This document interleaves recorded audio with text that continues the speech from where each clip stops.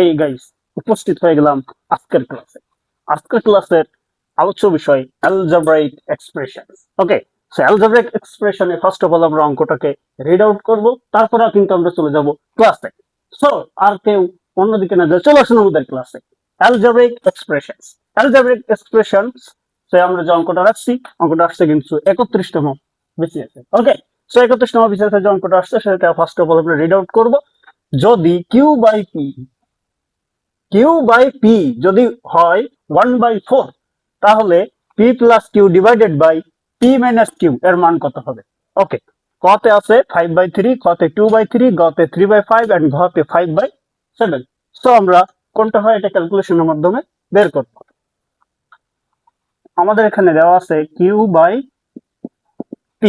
By P সমান সমান 1/4। So এটাকে যদি আমরা লিখি, অর পিটাকে যদি উপরে দেই, কিউটাকে নিচে আনি, তাহলে কি হয়? 4টাকে আমরা উপরে নিতে পারি, 1টা নিচে, তাই তো? এবার আমরা যে মানটা বের করতে বলা হয়েছে সেটা আমরা আগে সেটাকে মান লিখবো। ওকে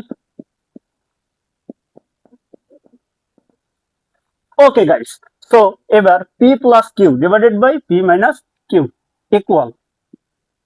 তো আমরা এই উপরের যে জায়গাটা এখানে উপর নিচ করে আমরা দেখতে পাই যে পি ইকুয়াল 4 এবং কিউ ইকুয়াল 1 লেখা যায়।